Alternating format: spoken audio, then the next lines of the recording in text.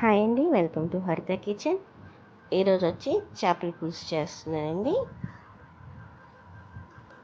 2-3 సార్లు శుభ్రంగా చేపలని కడుక్కొని ఇందులో ఉప్పు, పసుపు, కారం అలాగే ఆయిల్ వేసుకొని ఇదంతా చేపలకి పట్టేలాగా బాగా కలుపుకొని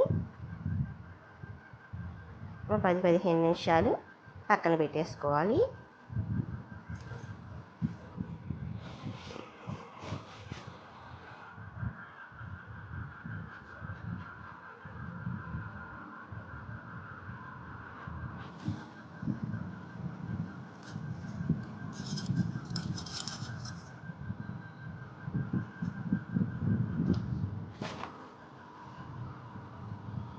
ఇప్పుడు ఇందులో చేపల పులుసు సరిపడా చింతపండుని నానబెట్టుకోవాలి.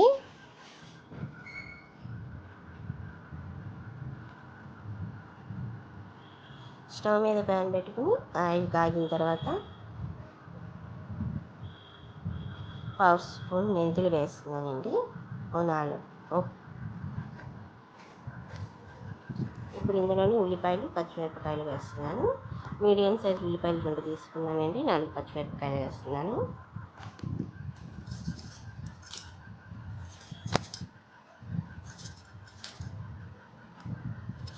ఉల్లిపాయలు బాగా ఫ్రై చేసుకోవాలి.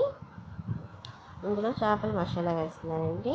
ఇందులో అల్లం వెల్లుల్లిపాయలు, ధనియాలు 2 స్పూన్లు, జీలకర్ర 1 స్పూన్ వేసి మిక్సీ పట్టుకున్నాను. ఆ పేస్ట్ని వేస్తున్నాను.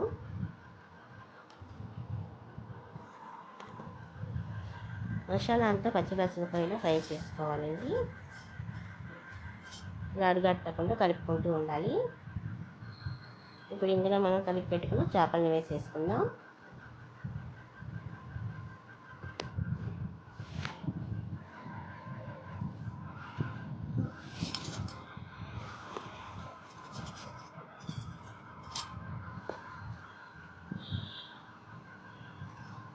చేపలు వేసాక 2 నిమిషాలు ఉడికించుకోవాలండి. ఇప్పుడు చింతపండు పులుసు తీసుకుని వేసుకుందామండి. మరీ చిక్కగా కాకుండా మీడియంగా తీసుకోవాలండి.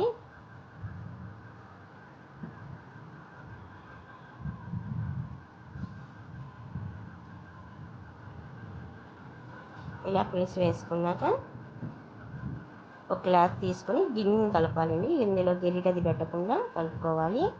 అలాగే ఇందులో ఉల్లికాడలు, కొత్తిమీర వేస్తున్నాను. ఇప్పుడు మూత పెట్టి ఉడికించుకుందాము.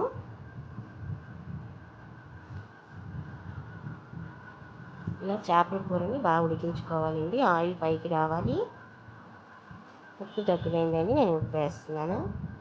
మళ్ళీ మూత పెట్టి మళ్ళీ ఒక 10 నిమిషాలు ఉడికించుకుందాం.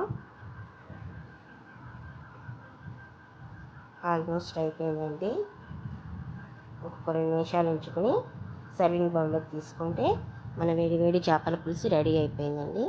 Thank you so much for watching. నా వీడియో కనుక మీకు నచ్చినట్టయితే నా ఛానల్ని సబ్స్క్రైబ్ చేసుకోండి. అలాగే వీడియోకి ఒక లైక్ చేయండి. Thank you so much for watching.